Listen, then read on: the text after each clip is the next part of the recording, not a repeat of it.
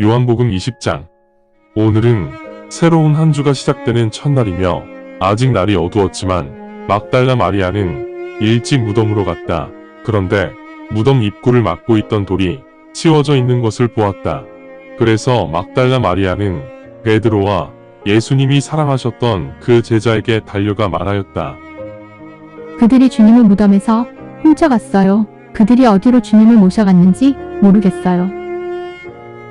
그러자 베드로와 그 제자가 밖으로 나가 무덤을 향해 달려갔다.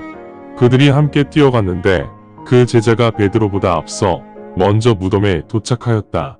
그 제자가 고개를 숙여 안을 들여다보니 바닥에 놓여있는 암화포만 보였다. 그는 안으로 들어가지 않고 베드로를 기다렸다. 그때 시몬 베드로가 뒤를 이어 도착하여 무덤 안으로 들어갔으며 베드로도 암화포가 그곳 바닥에 놓여있는 것을 보았다. 예수님의 머리를 둘렀던 수건은 암화포와 같이 있지 않고 잘 포개어 다른 곳에 있었다.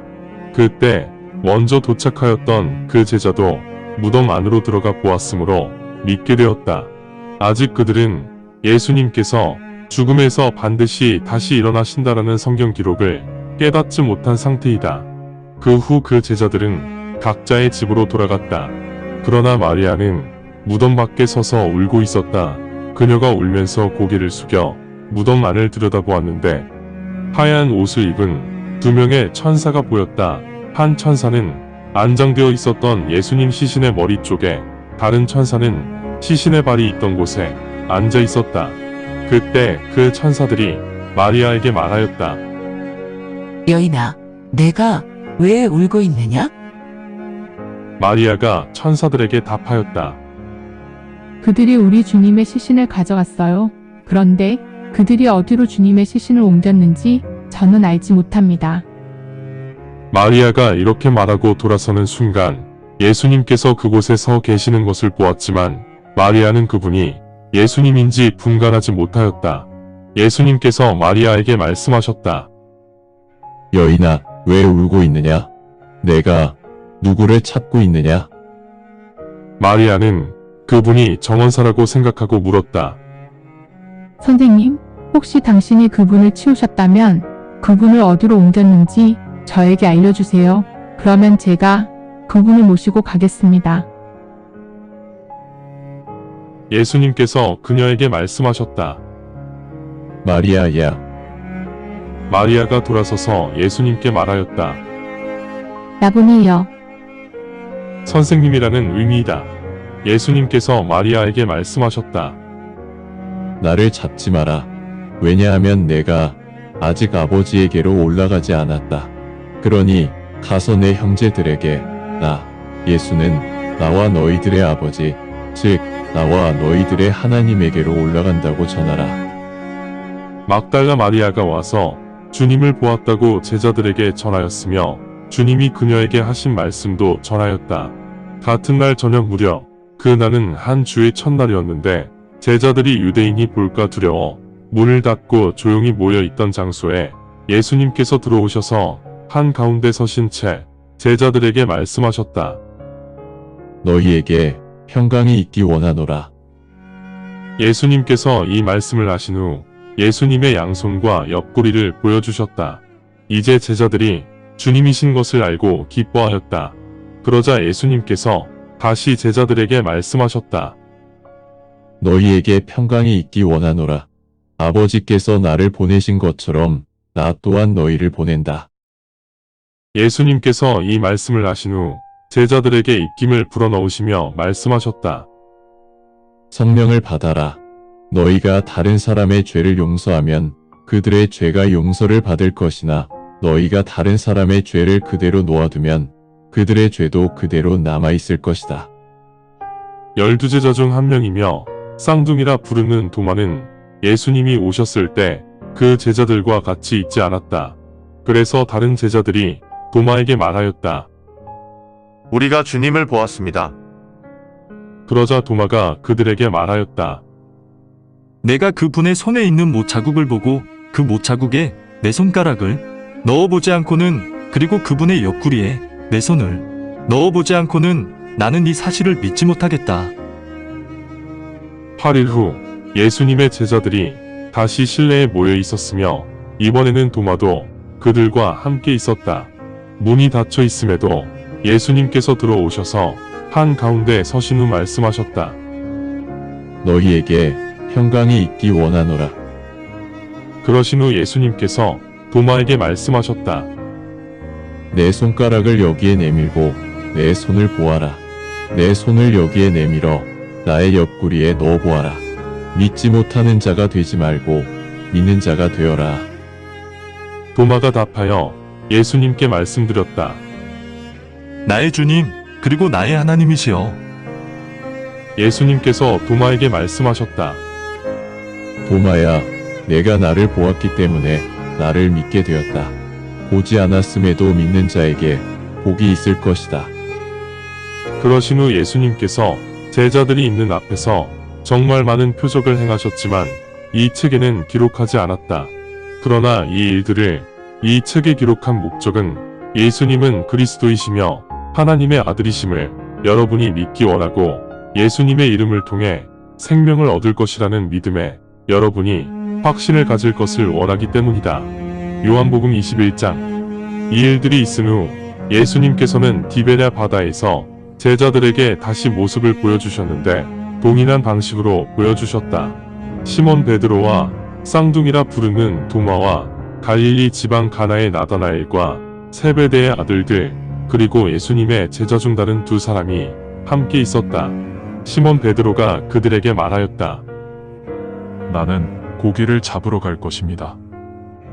그들이 시몬 베드로에게 말하였다. 우리도 당신과 함께 가겠습니다. 그들이 즉시 배를 타고 나갔으나 그날 밤 아무것도 잡지 못하였다. 이제 아침이 되었을 무렵 예수님께서 해변에 서 계셨으나 제자들은 그분이 예수님인지 알지 못하였다. 그때 예수님께서 그 제자들에게 말씀하셨다. 얘들아, 너희에게 음식이 좀 있느냐? 그들이 예수님께 답하였다. 아니요, 없습니다. 예수님께서 그들에게 말씀하셨다. 그물을 배의 오른쪽으로 던져라. 그러면 너희가 무엇을 좀 찾을 것이다. 그래서 제자들이 들은 대로 그물을 던졌는데 이제는 물고기가 너무 많이 잡혀 그물을 끌어올릴 수가 없었다. 그때 예수님께서 사랑하셨던 그 제자가 베드로에게 말하였다. 주님이시다. 시몬 베드로가 주님이시다라는 말을 듣는 순간 겉옷을 입고 바다로 뛰어 들어갔다. 시몬 베드로는 그 당시 겉옷을 벗고 있었다. 그러나 다른 제자들은 작은 배에 탄 채로 물고기가 들어있는 그물을 끌고 왔다. 왜냐하면 그들은 육지에서 멀지 않은 곳에 있었는데 육지에서 200큐빗 정도 떨어져 있었다. 그들이 육지에 올라와 보니 숯불 위에 물고기가 얹어져 있고 빵이 차려져 있었다. 예수님께서 그들에게 말씀하셨다. 방금 잡은 물고기도 몇 마리 가져와라. 시몬 베드로가 일어나 가서 그물을 육지로 끌어올렸는데 그물에는 153마리의 큰 물고기가 가득 들어 있었다.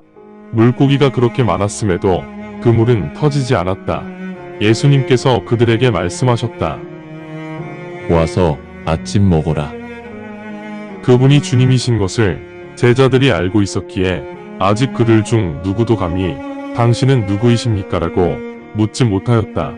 그때 예수님께서 오셔서 빵을 들어 그들에게 주셨고 물고기도 그렇게 주셨다. 죽음에서 부활하신 후 예수님께서 제자들에게 모습을 보여주신 것이 이번이 세 번째이다. 그들이 그렇게 아침 식사를 마치자 예수님께서 시몬 베드로에게 말씀하셨다. 요나의 아들 시몬아, 내가 이것들보다 나를 더 사랑하느냐? 시몬 베드로가 예수님께 말씀드렸다.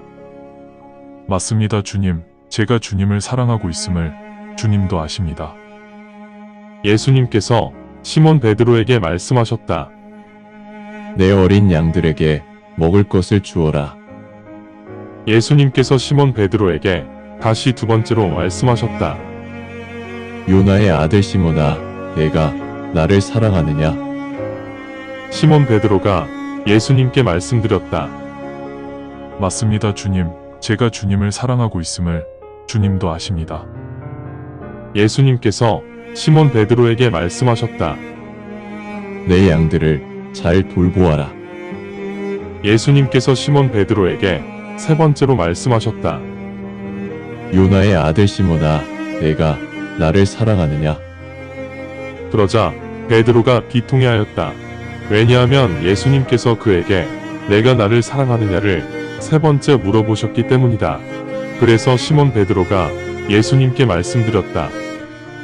주님, 당신께서는 모든 것을 아시고 계십니다. 제가 주님을 사랑하고 있는 것도 아시고 계십니다. 예수님께서 시몬 베드로에게 말씀하셨다. 내 양들에게 먹을 것을 주어라.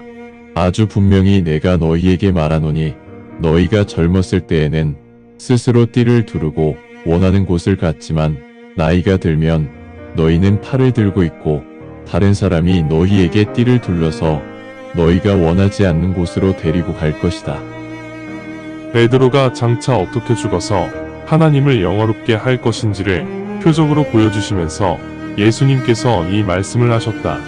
예수님께서 이 말씀을 하신 후 시몬 베드로에게 말씀하셨다. 나를 따르라. 그 후 베드로가 뒤를 돌아보니 예수님께서 사랑하셨던 그 제자가 뒤따라오는 것이 보였다. 그 제자는 만찬 자리에서 예수님의 가슴에 기대어 주님, 당신을 배신하는 자가 누구입니까? 라고 물었던 그 제자이다. 그 제자를 보면서 베드로가 예수님께 물었다. 그런데 주님, 저 제자는 어떻게 하실 것입니까? 예수님께서 베드로에게 말씀하셨다. 내가 올 때까지 그가 남아있기를 내가 원한다 하여도 그것이 너와는 아무 상관이 없으니 너는 그냥 나를 따라오라. 그러자 그 제자는 죽지 않는다는 소문이 형제들 사이에 퍼졌다. 그러나 예수님은 그 제자가 죽지 않는다는 말씀을 하신 것이 아니고 단지 내가 올 때까지 그가 남아 있기를 내가 원한다 하여도 그것이 너와는 아무 상관이 없다라고 말씀하신 것이었다.